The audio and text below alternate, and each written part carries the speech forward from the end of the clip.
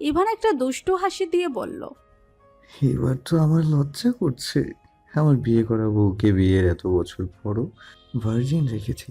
লোকে তো আমার পুরুষত্বের উপর প্রশ্ন তুলবে। ভাবছি খুব তাড়াতাড়ি বউয়ের ভার্জিনিটি নষ্ট করতে হবে, না হয় এই সমাজে আমার মান ইজ্জত বলতে আর কিচ্ছু থাকবে না। ইভানের কথা শুনে লজ্জায় কথার মাথা নুয়ে আসছে, গাল দুটো লাল হয়ে গেছে। কি সব কথাবার্তা, কথা আর নিতে পারছে না। ছি, অসভ্য লোক একটা। আমি রাখলাম। বলেই কলটা কেটে দিল। হ্যালো হ্যালো, যা বাবা, কলটা কেটেই দিল। পরের দিন কথা ভার্সিটিতে এসেছে আর ইভানের কথা মতো প্রথম বেঞ্চেই বসেছে। ইভান দাঁড়িয়ে দাঁড়িয়ে লেকচার দিচ্ছে আর বারবার কথার দিকে তাকাচ্ছে। কথা আর চোখে বিষয়টা লক্ষ্য করেছে। হঠাৎ কথার ফোনে টুং করে একটা মেসেজ এলো। মেসেজটা ইভানের নাম্বার থেকে। আর চোখে না তাকিয়ে সরাসরি তাকাও, তোমারই তো বর। তুমি দেখবে না তো কে দেখবে? মেসেজটা পড়ে রাগে কটমট করতে করতে ইভানের দিকে তাকালো। ইভান কথার দিকে তাকিয়ে একটা ডোন্ট কেয়ার ভাব নিয়ে আবার পড়ানো শুরু করলো। দাঁড়ান, দেখাচ্ছি মজা। বলে ইভানের নাম্বারে কল করলো। পুরো ক্লাসের মধ্যে হঠাৎ ইভানের কল বেজে ওঠায় ইভান অপ্রস্তুত হয়ে পড়ল। সচরাচর এই সময় ওকে কেউ কল করে না, তাই ফোনটা সাইলেন্ট করেনি। ফোনটা হাতে নিয়েই দেখে কথা কল করেছে। কথার দিকে তাকিয়ে দেখে কথা মিটিমিটি হাসছে। এই কলটা দিয়ে তুমি ঠিক আমার কতটা উপকার করলে তুমি নিজেও জানো না কত রানী। ইভান কথার কলটা কেটে দিয়ে কথার বেঞ্চের সামনে গিয়ে দাঁড়ালো। তোমার মোবাইলটা দাও, আজকে এতন কথা। কথা দাঁড়িয়ে বলল, মানে? মানে এটা ক্লাসরুম, মোবাইল চালানোর জায়গা না। আমি একটু আগে লক্ষ্য করেছি তুমি মোবাইলে যেন কি করছিলে। কিন্তু স্যার। কোনো কিন্তু নয়, মোবাইলটা দাও। ক্লাস শেষে আমার অফিস রুমে এসে মোবাইলটা নিয়ে যেও। কথার কথা না বাড়িয়ে মোবাইলটা ইভানের হাতে দিল। ইভান মোবাইলটা হাতে নিয়ে কথার দিকে তাকিয়ে একটা চোখে টিপ দিয়ে আবার পড়ানো শুরু করলো। ক্লাস শেষে কথা 1 মিনিটও দেরি না করে ইভানের অফিস রুমে চলে গেল। এক প্রকার ইভানের পিছু পিছুই এসেছে। May I come in sir? বাহ, এত তাড়াতাড়ি চলে এলে। আর আমার রুমে ঢুকতে আবার তোমার পারমিশনের কি প্রয়োজন? যখন ইচ্ছে চলে আসবে। স্বামীর রুমে ঢুকতে বউয়ের আবার পারমিশন লাগে নাকি? বোকা মেয়ে। আবার মোবাইলটা দিন। ইভান কথার মোবাইলটা পকেট থেকে বের করে হাতে নিয়ে বলল, বাহ, মোবাইল তো দেখছি লক করে রেখেছো। পাসওয়ার্ড বলো। পাসওয়ার্ডের কথা শুনে কথার মাথায় চক্কর দিয়ে উঠল। পাসওয়ার্ড? সেটা তো এই লোককে কখনোই দেওয়া যাবে না। এই লোক পাসওয়ার্ড পেলে কি যে হবে ভাবতেই অন্তরাত্মা কেঁপে উঠছে কথার। মোবাইলে কথার পার্সোনাল কিছু জিনিস আছে। এমনিতেই এই লোক যে পাজি। কি হলো, পাসওয়ার্ড বলো। স্যার, এটা কিন্তু ঠিক না। পাসওয়ার্ড একটা গোপনীয় বিষয়। আর এক মানুষের মোবাইলে পাসওয়ার্ড দেয় কেন? অবশ্যই সে চায় না তার ব্যক্তিগত বিষয়গুলো কেউ দেখুক, তাই না? তাহলে যদি পাসওয়ার্ডই দিয়ে দিই তাহলে কিভাবে হবে? ব্যক্তিগত বিষয়? তাহলে তো পাসওয়ার্ডটা আমার লাগবেই, যেভাবেই হোক লাগবে। স্যার, মোবাইলটা দিন। পাসওয়ার্ড বলো। স্যার, এবার কিন্তু বেশি হচ্ছে। এটা ক্লাসরুম, আমার ফোনে কল দেওয়ার আগে ভাবা উচিত ছিল। আপনিও তো ক্লাসরুমে আমাকে মেসেজ করেছিলেন। কারণ তুমি আমাকে আর চোখে দেখছিলে। আচ্ছা, যা হবার হয়েছে, এখন পাসওয়ার্ড বলো। না। পাসওয়ার্ড বলো, না হয় এখনই প্রিন্সিপাল স্যারের কাছে যাব। বলবো তুমি আমার ক্লাসে মোবাইল চালাচ্ছিলে আর আমার নম্বরে কল দিয়ে বিরক্ত করছিলে। দেখুন স্যার, আমরা এখন অনার্সে পড়ি। আপনি আমাদের সাথে স্কুল পড়ুয়া বাচ্চাদের মতো ব্যবহার করতে পারেন না। তুমি তো আমার কাছে স্কুল পড়ুয়া সেই বাচ্চা মেয়েটাই। তোমাকে যখন প্রথম দেখেছিলাম তখন তুমি মাত্র ক্লাস 9-এ পড়ো। আর প্রথম দেখাতেই আমার মনটা চুরি করে নিয়েছিলে। বাজে কথা রাখুন আর আমার মোবাইল দিন। দেবো তো, আগে পাসওয়ার্ড বলো। আর আমি যদি এখন প্রিন্সিপালের কাছে যাই তাহলে কি হবে বুঝতেই পারছো। তোমার বাড়ি পর্যন্ত কিন্তু বিষয়টা চলে যাবে। তাই ভালোই ভালোই পাসওয়ার্ডটা বলো। বলবো না। ওকে, তাহলে প্রিন্সিপাল স্যারের কাছেই যাচ্ছি। এরপর যা করার সেই করবে। কথা মুখটা হাড়ির মতো করে বলল, আমার মোবাইলের পাসওয়ার্ডই বলবো না। এবার কিন্তু বাড়াবাড়ি হয়ে গেল। আমি এতক্ষণ তোমাকে অনেক সময় দিয়েছি, এবার দেখছি প্রিন্সিপাল স্যারের কাছে যেতেই হবে। ধুর বাবা, ভাল লাগে না। আমার মোবাইলের পাসওয়ার্ডই বলবো না। ইভান একরাশ বিরক্তি নিয়ে বলল, লাইক সিরিয়াসলি কথা, মোবাইলে এমন পাসওয়ার্ড দেয় কেউ? আর কেউ না দিলেও আমি দেই। ইভান কথার মোবাইল খুলে একে একে ফেসবুক, মেসেঞ্জার, কল লিস্ট সব চেক করলো। না, তেমন সন্দেহজনক বা পার্সোনাল কিছু নেই। কথার ফেসবুকে নিজেকে অ্যাড করে নিয়ে কথার দিকে তাকালো। কথা কেমন উসখুস করছে, কপালে বিন্দু বিন্দু ঘাম জমেছে। না, এই মোবাইলে কিছু তো একটা আছে, না হয় কথা এতটা ভয় পাচ্ছে কেন? বিষয়টা দেখতে হচ্ছে। একে একে পুরো মোবাইলটা চেক করলো, না কিছু নেই। এখন শুধু বাকি আছে গ্যালারি। গ্যালারিতে ঢুকেই কিছুক্ষণ পর ইভান নড়ে চড়ে বসলো। ইভানের আচরণ হঠাৎ চেঞ্জ। নেশা লাগা চোখে কথার মোবাইলের দিকে তাকিয়ে আছে, বারবার উপরের ঠোঁট দিয়ে নিচের ঠোঁট কামড়ে ধরছে আর কথার দিকে তাকাচ্ছে। দেখেই বোঝা যাচ্ছে নিজেকে কন্ট্রোল করতে খুব কষ্ট হচ্ছে। কথারও বুঝতে বাকি নেই ইভান এই মুহূর্তে ঠিক কি দেখেছে। ইভান কথার মোবাইলের দিকে তাকিয়ে নিজের শার্টের উপরে দুটি বোতাম খুলে দিল।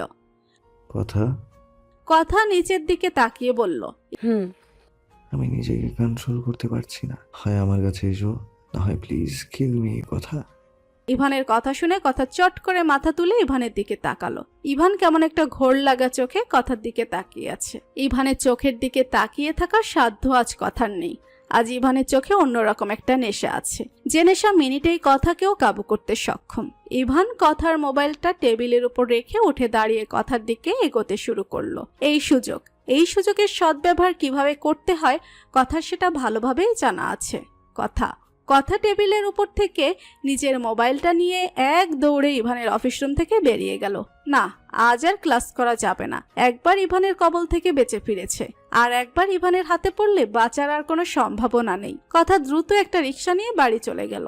শুয়ে শুয়ে মোবাইলে ইভানের কথার কিছু হট ছবি দেখছে আর ঘামছে। আসলে তখন কথার মোবাইলে কথার কিছু হট ছবি ছিল। ছবিগুলো একদম খারাপ তা নয়। ছবিগুলোর বেশিরভাগ ছবি শাড়ি পরে হটভাবে পোজ দেওয়া। কোনো ছবিতে নাভি দেখা যাচ্ছে, কোনো ছবিতে কোমর, পিঠ, কোনো ছবিতে শাড়ির আঁচলটা বুকের উপর একদম শুরু করে দেওয়া। কোনো ছবিতে বুকের উপর আঁচল নেই, আবার কোনো ছবি শার্ট পরে কাঁধ বের করে তোলা। কোনোটাই শার্টের উপরে 2-3টা বাটন খুলে হটভাবে ছবি তোলা। শয়তানে যখন কথাকে নাড়ে তখন কথা এইসব আকাম করে। ফেসবুকে নিউজ ফিড ঘুরতে ঘুরতে প্রায় নায়িকাদের হট ছবি সামনে পড়লে কথা সেইভাবে মাঝে মাঝে ছবি তুলে পরে আবার ডিলিট করে দেয়। কিন্তু এই ছবিগুলো 2 দিন আগেই তুলেছিল, ডিলিট করতে মনে ছিল না, আর এখনই এইগুলো ইভানের হাতে পড়তে হলো। ইভান তখন কথার মোবাইলে ছবিগুলো দেখেই নিজের মোবাইলে নিয়ে রেখেছিল। এখন শুয়ে শুয়ে ছবিগুলো খুঁটিয়ে খুঁটিয়ে দেখছে। আর এদিকে সেই ভার্সিটি থেকে ফিরে থেকে কথার লজ্জায় মরি অবস্থা। বারবার মোবাইলটা হাতে নিয়ে নিজের ছবিগুলো দেখছে আর ভাবছে ইভান কি ভেবেছে। হয়তো কি খারাপ ভেবেছে, হয়তো ভেবেছে কাউকে দেওয়ার জন্য এই ছবিগুলো তুলেছে, কিন্তু ও তো জাস্ট এমনি মাঝে মাঝে এমন ছবি তোলে। তারপর তখন কি সব বলল কন্ট্রোল করতে পারছে না। ছি, একটু পর পর লজ্জায় কথার গাল লাল হয়ে যাচ্ছে। এই মুখের পর ইভানকে কিভাবে দেখাবে কথা? না, কাল থেকে আর ইভানের সামনে পড়া যাবে না। পরের দিন আজ কথা কলেজে এসেছে ঠিকই, কিন্তু ইভানের ক্লাসটা করবে না। কালকের পর থেকে ইভানের সামনে কিভাবে যাবে সেটা ভেবেই ঘুম হারাম হয়ে গেছে কথার। আর কথা ক্লাস না করলে রাফিও ক্লাস করবে না, তাই কথা আর রাফি ইভানের ক্লাস মিস দিয়ে ক্যান্টিনে বসে আছে। রাফিও অনেকক্ষণ ধরে উসখুস করছে, কিছু একটা বলতে চাইছে কিন্তু পারছে না। কথাও বিষয়টা খেয়াল করেছে। কিরে, কিছু বলবি নাকি? রাফি আমতা আমতা করে বলল, আসলে অনেকদিন ধরে কবির ভাইকে দেখছি না, উনি কি কোথাও গেছে নাকি? কথা একটা দুষ্টু হাসি দিয়ে বলল, কেন, আমার ভাইটাকে মিস করছিস নাকি? রাফিয়া জোরপূর্বক হাসার চেষ্টা করে বলল, মিস কেন করব, অনেকদিন দেখছি না তাই আর কি। ওর ব্যাংকে জবটা হয়ে গেছে, মাত্র 1 সপ্তাহ আগেই জয়েন করেছে, তাই আর কি। কবিরের চাকরি হয়েছে শুনে রাফিয়া লাফিয়ে উঠল, কিন্তু পরক্ষণেই মুখটা বাংলার পাঁচের মতো করে বসে পড়ল। কিরে, কি হয়েছে? মুখটা ওভাবে হাতির মতো করে রেখেছিস কেন? কবির ভাইয়ের চাকরি হয়েছে আজ 1 সপ্তাহ, এর মধ্যে আমাকে কেউ জানালো না। আসলে ভাইয়া নিজে তোকে জানাতে চাইছিল, আমাকেও বলতে বারণ করে দিয়েছিল, কিন্তু নতুন চাকরিতে জয়েন করেই তো আর এদিক ওদিক ছোটা যায় না, তাই আমাদের সাথে দেখা করতে আসতে পারেনি। কবির নিজে ওকে বলতে চেয়েছিল শুনে রাফিয়ার মনে একটু শান্তি পেল। রাফিয়াকে আলাদা করে নিজেকে কেন কবির তার চাকরির বিষয়টা জানাতে চাইলো? তবে কি সে রাফিয়াকে আপন ভাবে? তবে কি রাফিয়ার মনে কবিরের জন্য যেমন অনুভূতি রয়েছে, কবিরের মনেও রাফিয়ার জন্য তেমন অনুভূতিই রয়েছে? ভেবেই রাফিয়ার চোখ জোড়া চকচক করে উঠল। এর মধ্যে হঠাৎ কথার মোবাইলে টুং টুং করে মেসেজের শব্দ বেজে উঠল। কথা মোবাইলটা হাতে নিয়ে দেখতে পেল এভান মেসেজ দিয়েছে। কথা একটা ঢোক গুলে মেসেজটা ওপেন করলো। তোমার সাহস দেখে আমি অবাক হয়ে যাচ্ছি। তুমি আমার ক্লাস মিস দিয়ে ক্যান্টিনে বসে আছো? বাহ, যত ভাবে আমি ভালো হয়ে যাব তুমি আমাকে ততটা খারাপ হতে বাধ্য করো। আমার কাছ থেকে পালিয়ে বেড়াচ্ছ, তাই না? তোমাকে কিভাবে আমার কাছে নিয়ে আসতে হয় এটা আমার ভালোভাবে জানা আছে। এক্ষুনি এই মুহূর্তে যদি তুমি আমার অফিস রুমে না আসো, তাহলে আমাদের বিয়ের কাবিননামাটা এই মুহূর্তে ভার্সিটির ওয়েবসাইটে দিয়ে দেবো। এই ছেলে যা পাজি, যা খুশি করে ফেলতে পারে।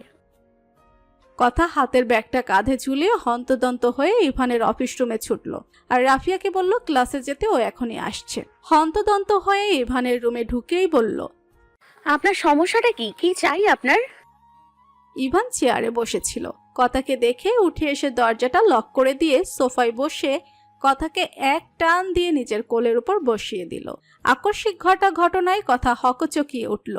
ও এখন ইভানের কোলের উপর বসে আছে। নিজের দিকে তাকিয়েই অপ্রস্তুত হয়ে পড়ল কথা। ছাড়ুন, কি করছেন এসব? ইভান কথার ঘাড়ে নাক ঘষতে ঘষতে ঘোর লাগা কণ্ঠে বলল, তোমার সাহস কি করে হয় আমার ক্লাস মিস দেয়ার? ইভানের প্রতিটা নিঃশ্বাস কথার ঘাড়ের উপরে পড়ছে আর কথা কেঁপে কেঁপে উঠছে। ইভান এতদিন মুখে যাই বলুক না কেন কখনো কথার এতটা কাছাকাছি আসেনি। কথার হৃদস্পন্দনের গতি অস্বাভাবিকভাবে বেড়ে গেছে। অস্বস্তি হচ্ছে খুব, কিন্তু এই অস্বস্তির মধ্যেও কেমন একটা ভালো লাগা কাজ করছে। কোনো পুরুষ আজ কথার এত কাছাকাছি এসেছে, আর সেই পুরুষটা কথার স্বামী, কথার ভালোবাসার মানুষ। কথা কাঁপা কাঁপা কণ্ঠে বলল, ছাড়ুন, কি করছেনটা কি? ছাড়ার জন্য তো ধরিনি, এতদিন নিজেকে কন্ট্রোল করে রেখেছি। কালকের পর থেকে এমনি নিজেকে কন্ট্রোল করাটা দায় হয়ে পড়েছে। উফ, তোমার হট লুক আমাকে ঘায়েল করে ফেলেছে বউ। তার উপর আজ তোমার আবার সাহস বেড়ে গেছে। আমার ক্লাস বাদ দিয়ে তুমি ক্যান্টিনে বসে আড্ডা দিচ্ছিলে। বলেই কথার গলায় একটা কামড় বসিয়ে দিল। কথা আহ করে উঠল, কিন্তু কামড়ের ব্যথাটা বুঝে ওঠার আগেই গলায় কামড় দেওয়া জায়গায় একজোড়া নরম ঠোঁটের স্পর্শ অনুভব করলো। ইভান কথার গলায় কামড় দিয়ে সেখানে অজস্র ছোট ছোট চুমুতে ভরিয়ে দিতে শুরু করলো। দেখুন, ছাড়ুন, না হয় আমি কিন্তু চিৎকার করব। ইভান কথার ঘাড়ে একটা চুমু দিয়ে বলল, করো চিৎকার, সবাই আসুক। আমিও তো চাই এটাই। সবাইকে বলি এটা আমার বউ, একমাত্র বিবাহিত বউ। কথা বেশ ভালোভাবেই বুঝতে পারছে এই ইভানকে কিছু বলে লাভ নেই। সে কোনো কথা গায়ে মাখবে না, কিন্তু কথাকে যেভাবে হোক এখান থেকে বেরোতে হবে। ইভানের কাছে দুর্বল হলে চলবে না, আর এভাবে চলতে থাকলে কথা খুব সহজে দুর্বল হয়ে পড়বে। কারণ ইভানের জন্য এখন ওর মনে ভালোবাসা রয়েছে। অনেক চেষ্টা করেও মন থেকে এই ভালোবাসা মুছে ফেলতে পারেনি কথা। কথা চায় না ওর অতীতের মতো কোনো ঘটনা ওর জীবনে আবার ঘটুক। সবকিছু আবার একবার সহ্য করার ক্ষমতা ওর মধ্যে আর নেই। এবার আর ও সহ্য করতে পারবে না, হয়তো মরেই যাবে, কিন্তু ও মরতে চায় না। তাই ইভানের কাছে আসতে, ইভানকে মেনে নিতে ভয় পাচ্ছে ও।